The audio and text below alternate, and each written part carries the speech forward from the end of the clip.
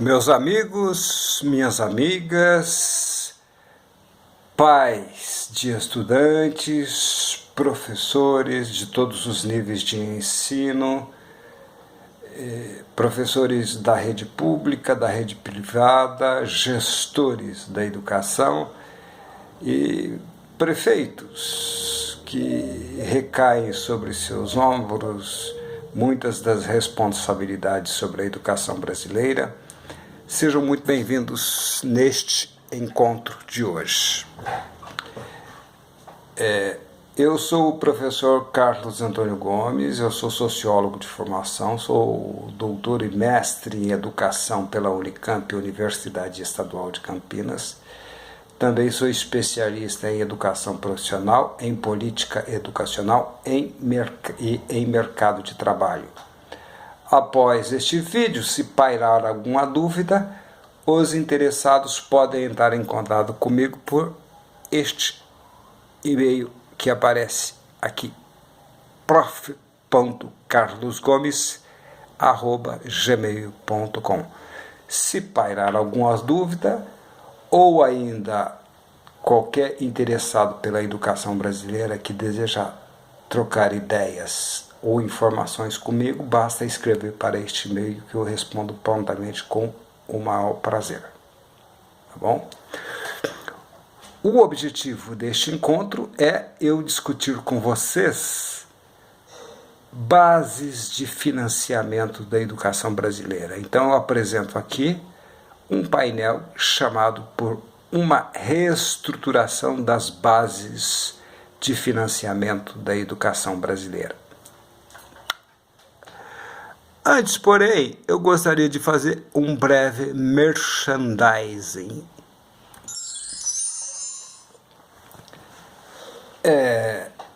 Não se trata de ser mercadológico, porque a educação não é uma mercadoria, e sim um direito inalienável da pessoa humana, né?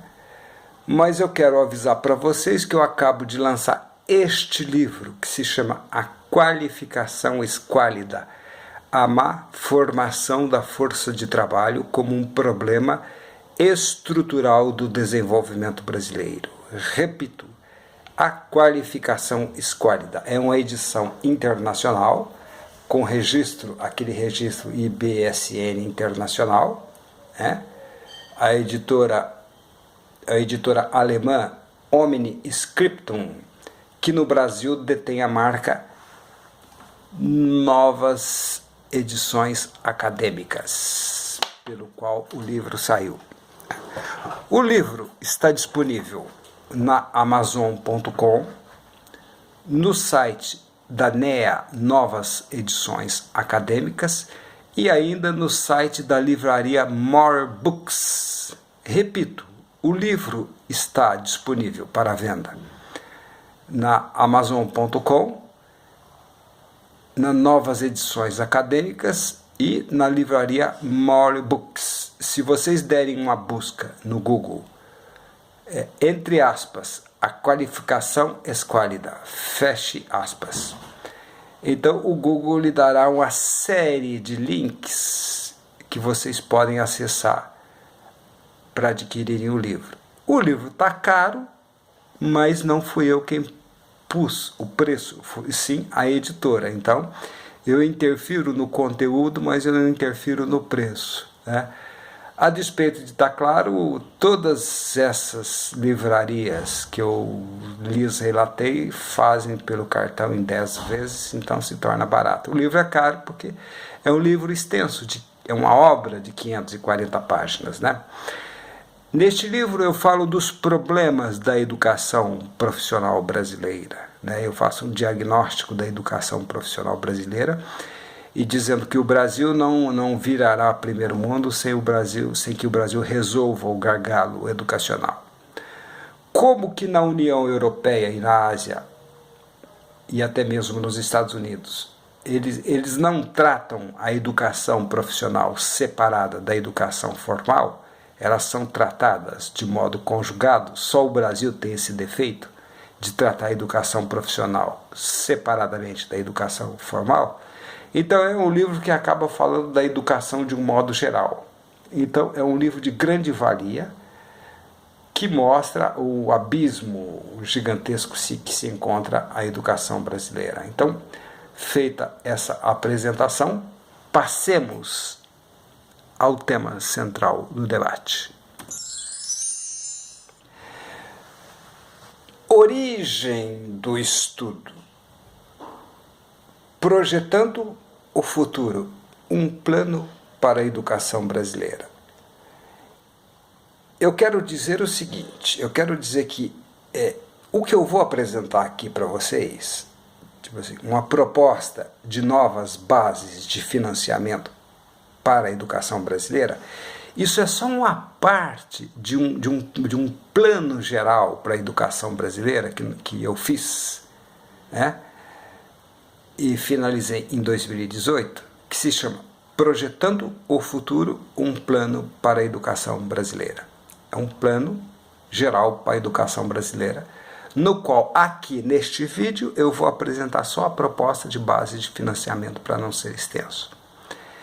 Então, Projetando o Futuro, um plano para a educação brasileira, trata de um plano novo para a educação brasileira envolvendo a reestruturação de todos os níveis de ensino. Então, a proposta se propõe a reestruturar todos os níveis de ensino. Se propõe a reestruturar os parâmetros curriculares. Ele faz uma nova carreira docente para o professor. E faz uma carreira docente com 15 níveis de ascensão. Só para o ensino básico, o professor do ensino básico, na nova carreira, ele tem 15 níveis de ascensão. Isso desde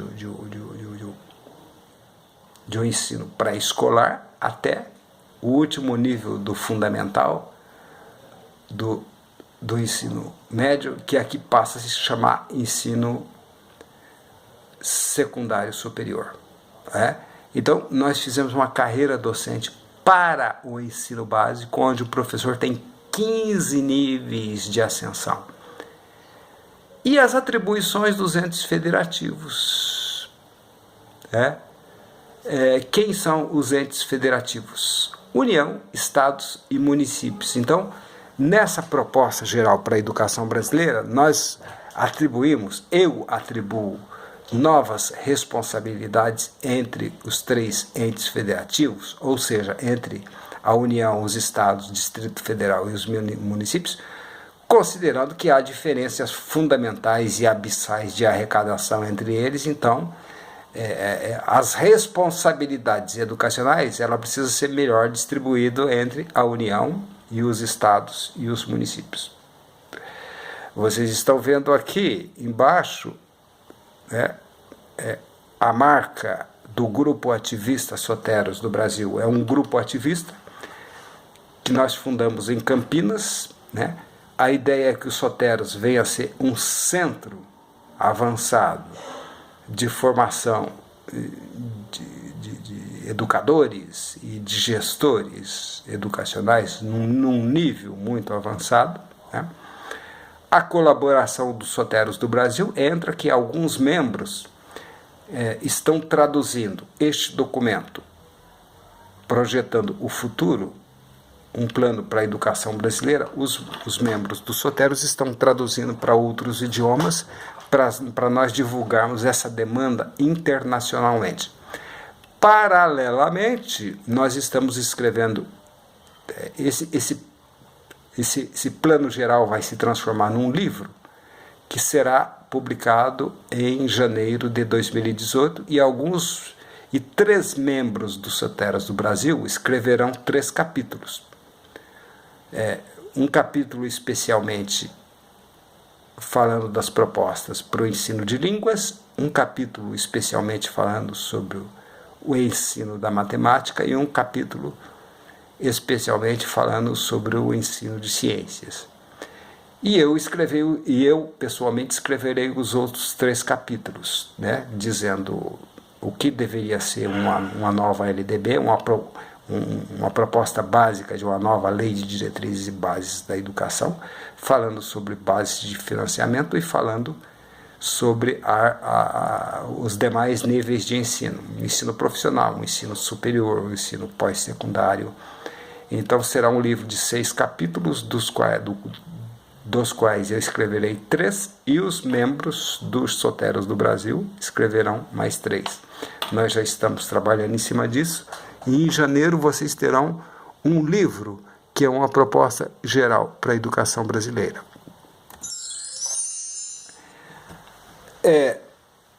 Nós estamos aqui apresentando uma proposta, né? Veja bem que é uma proposta de política pública, né? A política educacional. Olha, para se fazer um estudo metodológico, científico e sério, embasado e digno de ser apresentado para o Congresso Nacional, para chegar lá e ter condições de ser aprovado, esse estudo tem que ser feito sob bases metodológicas. Então, eu pessoalmente, quem escreve isso, quando eu digo nós, é um defeito da linguística, né? Eu digo nós pensando dos demais companheiros com os quais eu dialoguei, mas a redação é inteiramente minha. Então, eu parti da seguinte metodologia. A metodologia empregada para a realização deste trabalho se assenta em 4 variáveis. 1.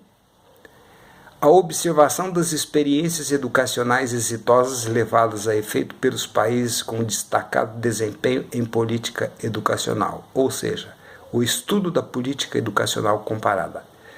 Gente, o Brasil tem uma cultura defeituosa que a gente tende a copiar do exterior tudo que é negativo e virar as costas para o que é positivo, né?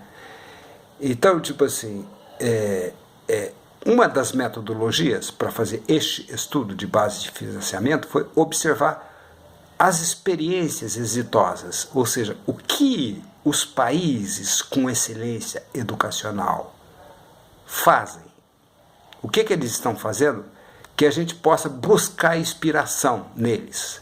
Eu não estou dizendo que a gente deva copiá-los, mas eu estou dizendo que nós devemos buscar inspiração naquilo de bom que os países estão fazendo. Então, isso é uma das metodologias. A segunda metodologia, né, a realidade brasileira. Claro, a gente se inspira nos países com excelência educacional, mas sempre tem o contraponto da realidade brasileira. Então, a proposta leva em consideração, relativiza as dificuldades que nós temos no Brasil. Terceiro ponto metodológico, para se fazer uma proposta de revolução educacional, tem que se considerar o estresse que a revolução das tecnologias da informação e da comunicação, TICs, imprime nos sistemas educacionais. Gente, nós vivemos numa era da informação. O sociólogo espanhol Manuel Castells fala de economia informacional. Na União Europeia se fala assim, economia do conhecimento. Então nós vivemos um momento de transição traumática, de ruptura estrutural dos parâmetros, dos pilares da sociedade e da economia. E isso impacta a educação. Então, estudioso